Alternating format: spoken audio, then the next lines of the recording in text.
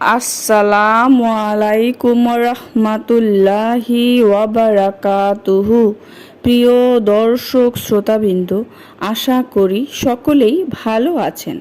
প্রিয় দর্শক শ্রোতাবৃন্দ, আজকে এমন একটি আমল নিয়ে হাজির হয়েছি। বুকে হাত রেখে একটি শব্দ পড়ুন। যে আপনার কথা মানে না অথবা আপনার সাথে কথা বলে না, সে আপনাকে ব্যতীত 1 মিনিটও থাকতে পারবে না। সে যত দূরে থাক, এর আসর হবে।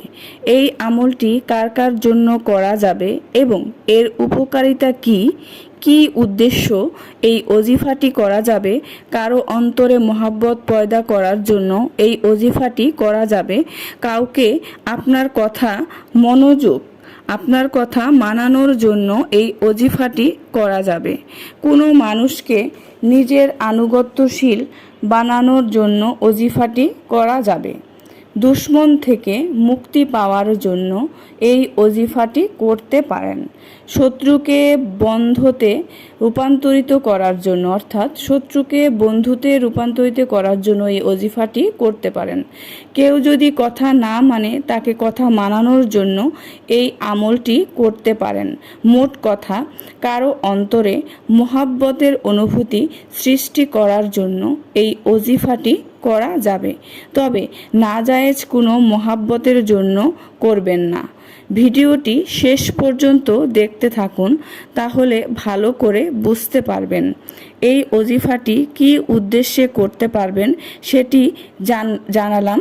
এবার জেনে নিব কাদের জন্য এই আমলটি করা যাবে। স্ত্রী তার স্বামীর জন্য এই ওজিফাটি করতে পারবে। যদি স্বামী অত্যাচারী হয়, ঝগড়া মারামারি করে, জুলুম অত্যাচার করে, স্ত্রীকে কষ্ট দেয়, তাহলে এই আমলটি করতে পারেন। তার অন্তরে মোহাব্বত পয়দা হবে।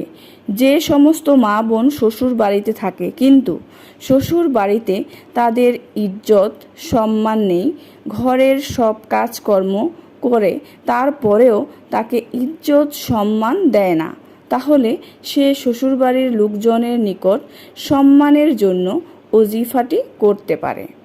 কোনো ব্যক্তি আপনার উপর রাগান্বিত কথা বলে বা মানে না আপনাকে, সে আপনার নিকটে হোক অথবা দূরে হোক, আপনার সাথে মোবাইলে মাঝে মাঝে কথা হয় অথবা একবারই কথা হয় না, এমন ইনশাল্লাহ এই ওজিফার বরকতে পরস্পর মোহাব্বত তৈরি হবে। স্বামী স্ত্রীর মাঝে এমন কোনো বিষয় চলে আসে যার কারণে ঝগড়া ফাসাদ হয়, পরস্পর মিল মোহাব্বত ধ্বংস হয়ে যায়, তাহলে এই আমলের বরকতে মোহাব্বত পয়দা করা যায়। কাউকে আপনার কথা মানানোর জন্য আপনার অফিসের বস হোক অথবা শ্বশুরবাড়ির লোকজন হোক অথবা মা বাবা হোক অথবা অন্য যে কোনো ব্যক্তি হোক, আপনার কথা মানানোর জন্য ওজিফাটি করতে পারেন।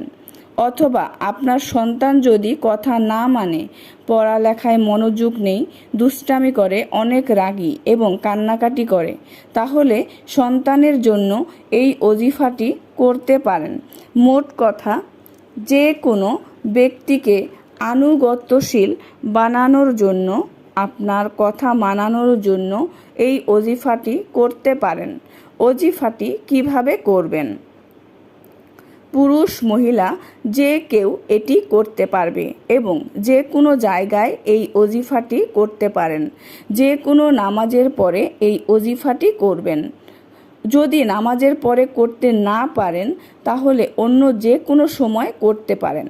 সর্বপ্রথম 3 বার দুরূদ শরীফ পড়বেন, অতঃপর আউযু বিল্লাহি মিনাশ শাইতানির রাজিম বিসমিল্লাহির রহমানির রহিম 21 বার পড়ুন। আউযুবিল্লাহ বিসমিল্লাহ একসাথে মিলিয়ে 21 বার পড়বেন। অতঃপর 3 বার দুরূদ শরীফ পড়ুন। যে উদ্দেশ্যে আমলটি করবেন সেটি ব্রেনে রেখে এই আমলটি করবেন। বুকে হাত রেখে আমলটি করবেন এবং যার জন্য করবেন তার নাম একবার উচ্চারণ করে আপনার বুকে ফুঁক দিন এবং আপনার নাম 5 বার উচ্চারণ করে আপনার ডান হাতে ফুঁক দিয়ে হাত বুকে রাখুন। অতঃপর 70 বার আল্লাহর এই নামটি পড়ুন, ইয়া ওয়াদুদু ইয়া ওয়াদুদু। অতঃপর একবার বলুন আল্লাহু আকবার।